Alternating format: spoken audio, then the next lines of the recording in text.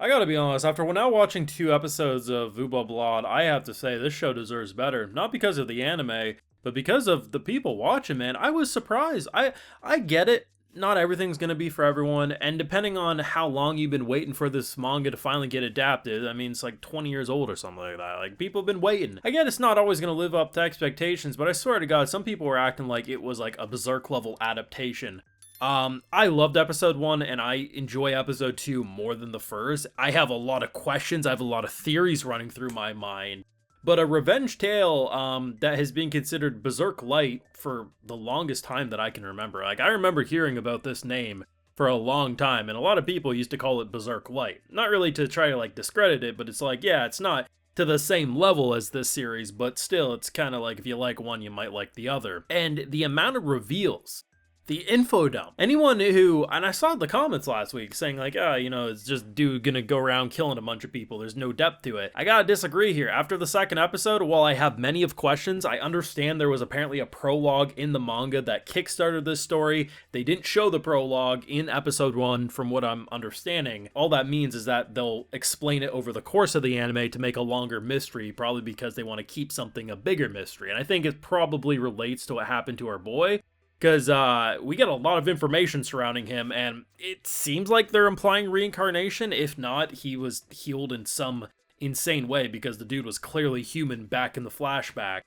But either way, this show, there's elements about the production that you could argue, yes, they could have animated that, or they could have done better. But the overall execution of this world and its intensity, I think, works wonderfully. The people being like, oh, it's not sexual enough, it's not bloody enough compared to the source, it's not about adapting page for page. It's about getting the overall atmosphere. And I did see some people who were a fan of the manga say like, yeah, this is a good adaptation for them. So I don't think it's simply an anime only thing. It's just, I don't know. There's a lot of good anime out right now. I get that. But knowing the anime community and how edgy a lot of them honestly are, I think this show, I think a lot of people will probably actually enjoy it. But I think many are going to be swayed by, one, the lack of discussion, but two, I think currently a lot of the discussion surrounding the show maybe isn't appreciating it quite as much as it maybe deserves. I'm not saying it's a current masterpiece, but when you look at what they're doing with this revenge tale about a group that it was hinted at in the first episode, but now we have the confirmation, those who ended up becoming the 7 heroes of this world, literally killed and betrayed and laughed like maniacs towards our boy. Somehow he came back as an elf, like that's what he is, and there's a lot of connections both to the moon, which powers him.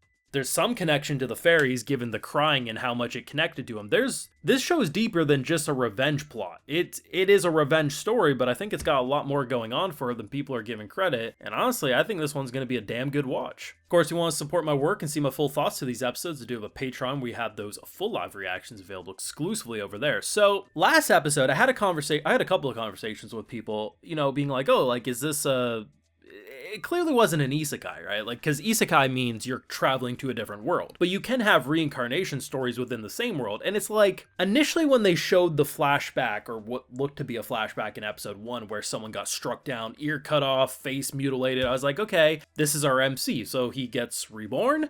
But then, like, nothing was being touched upon. So I was like, okay, maybe that's going to be a separate character, a separate story, which will then further link up. No, it's pretty clear now after the second episode that was indeed him. Which brings up many of questions, because had he looked like an elf back in the flashbacks, I mean, there would just be like, oh, he survived what looked like a killing blow, but no. So reincarnation is the top of my list, because the only thing we really know for sure is that apparently the distance between him getting killed seemingly and where he is now is about 23 years. So he potentially, maybe some goddess stuff, I don't know, some magic, reincarnation. We're in a world with fairies and flying dragon-like beasts. I wouldn't be surprised if that happens. It could also be he was healed.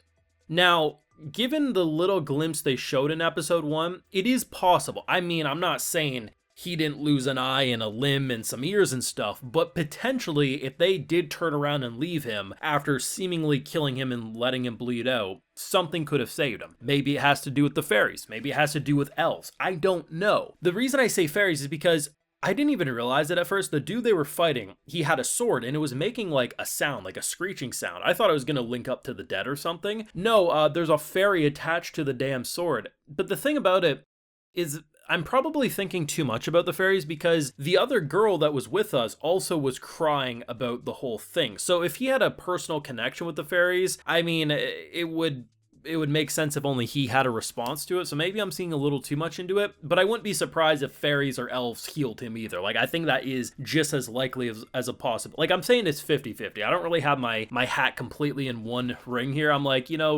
reincarnation, that's what you usually see, but given this is a lot older of a series, him being healed could also happen. Either way, I think knowing a bit more, now we don't have I think the full picture just yet, or maybe this is the full prologue that people thought was cut, I don't know. But either way, I like the kind of mystery of how they hinted at it throughout the course of 2 episodes.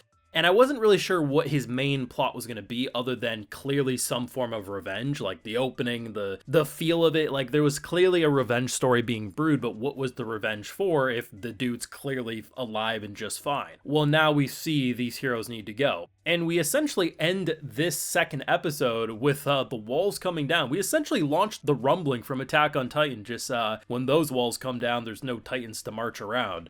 So his master, his kind of mentor, his friend, who basically sacrificed himself to bring up the 1,000 spears, which is essentially the walls. Yeah, he busts them bitches down, and people be revolting now, and obviously a lot flocking to their heroes. Heroes not able to put up any kind of frightening faces because they have to be seen as a symbol of hope, but I'm interested because as the heroes fall one by one, and we go from the 7 heroes to the 6 to the 5 to the 4, people will start losing hope and faith in them, and then probably that will cause even more issues for them. I don't know. There's some interesting stuff here. I honestly think the show has a lot more going on for it narratively and character-wise than a lot of people were giving credit in the first episode. And to be fair, maybe the first episode, it didn't give you a lot to go off of, so you're just assuming. But I think if anyone's still feeling like the show doesn't have narrative depth to it, I think are purposely underselling it. I really feel that way. Maybe you personally just don't like the production. I really still like it. Still think it has the best backdrops of any anime this season. I do like how the characters move.